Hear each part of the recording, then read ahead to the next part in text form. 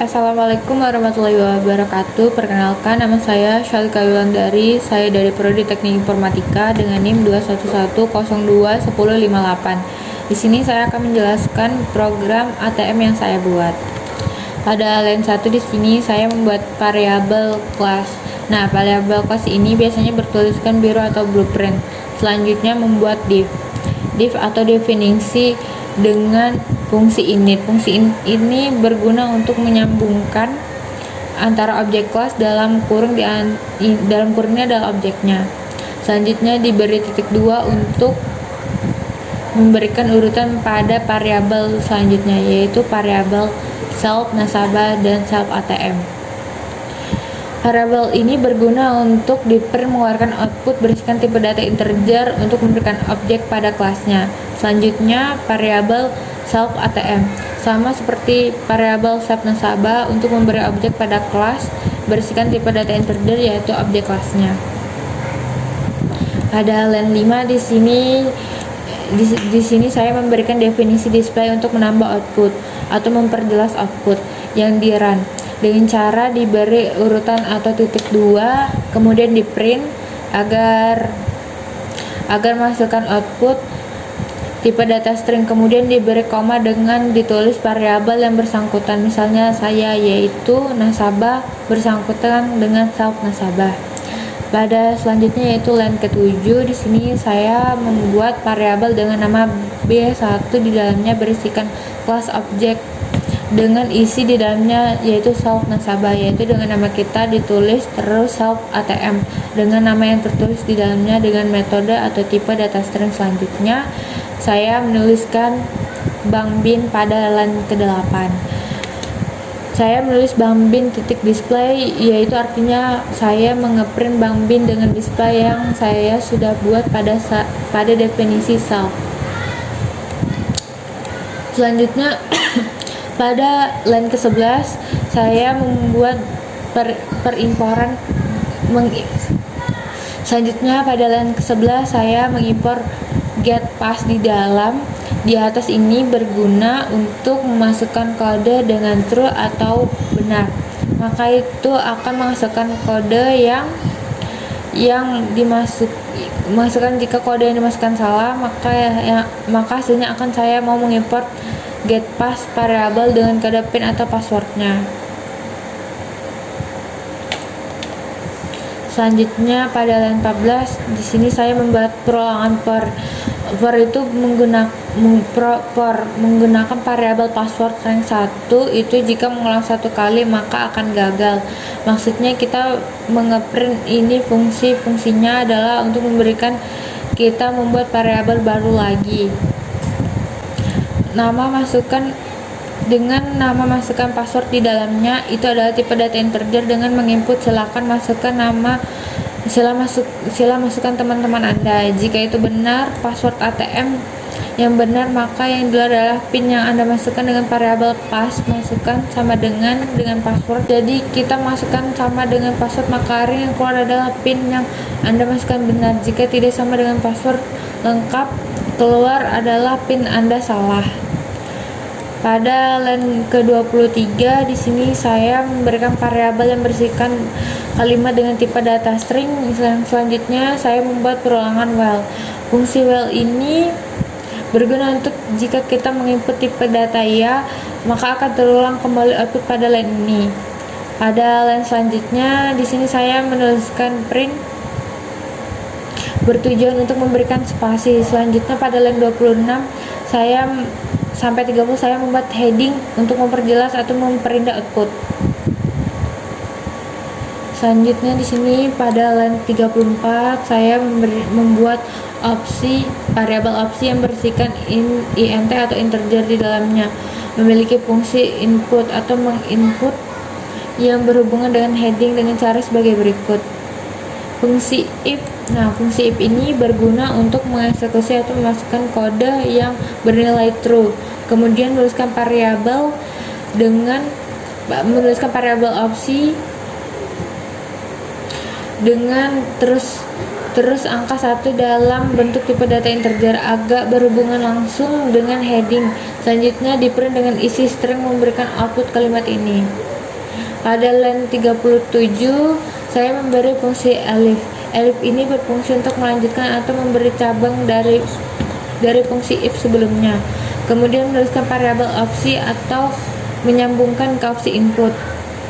Selanjutnya memberi operator sum dengan memberikan tipe data integer, menuliskan 2 untuk mengeluarkan output seperti ini. Print dari line 38 sampai 42. Untuk memberikan opsi penjelasan dalam bentuk tipe data string.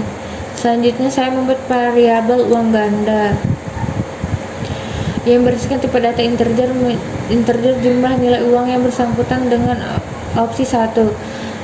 Print ini berguna untuk memberikan space. Selanjutnya pada line ke-45 di sini saya membuat variabel baru dengan nama opsi-opsi yang berisikan int atau integer, di dalamnya fungsi input untuk memasukkan opsi. Selanjutnya memberi fungsi if menulis sama dengan tipe data integer 1, maka hasil yang keluar adalah sebagai berikut. Variabel hasil sama dengan memasuk variabel uang ganda. Selanjutnya dikurangi 100.000. Selanjutnya print di dalamnya memiliki tipe data string, di dalamnya menulis kalimat ini. Selanjutnya dimasukkan variabel hasil untuk memberikan output. Selanjutnya pada line 49 saya membuatkan fungsi elif untuk melanjutkan dari fungsi if. Di sini saya melakukan perulangan hanya saja berubah kode opsi dan di perulangannya dengan menyambungkan dengan heading yang dibuat. Saya skip selanjutnya ke fungsi else. Di sini saya membuat fungsi else yang berguna untuk jika kode yang dimasukkan tidak sesuai dengan output, maka output yang keluar dari print kode Anda salah. Di line 61 di sini saya sama program pada line 37 yaitu memberikan fungsi elif. Ini yang bertujuan untuk melanjutkan atau memberikan cabang dari fungsi if sebelumnya. Kemudian melanjutkan variabel opsi untuk menyambungkan ke opsi input. Selanjutnya memberikan operator sum dengan tipe data integer, menuliskan 2 untuk mengeluarkan output seperti ini. Print line 62. Selanjutnya pada line 62 sampai 66 di sini saya memberikan opsi penjelasan dalam bentuk tipe data string. Selanjutnya membuat variabel uang ganda yang berisikan tipe data integer jumlah nilai uang yang bersangkutan dengan opsi 1. Print ini berguna untuk memberikan string. Dan selanjutnya pada line 69 di sini saya membuat variabel baru dengan nama opsi yang berisikan int atau integer yang di dalamnya berisi fungsi input untuk memasukkan opsi. Selanjutnya fungsi if menulis sama dengan tipe data integer 1, maka hasil yang keluar adalah sebagai berikut. Variabel hasil sama dengan variabel uang ganda, selanjutnya ditambah 200.000.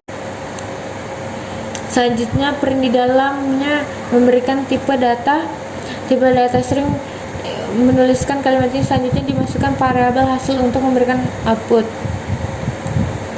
Selanjutnya fungsi elif. Di sini saya melanjutkan fungsi elif. Di sini saya melakukan perulangan hanya saja merubah kode opsi dan di pertambahannya dengan menyambungkan dengan heading yang saya buat.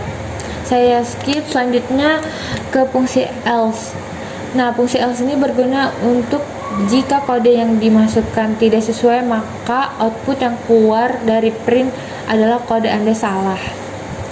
Pada line 85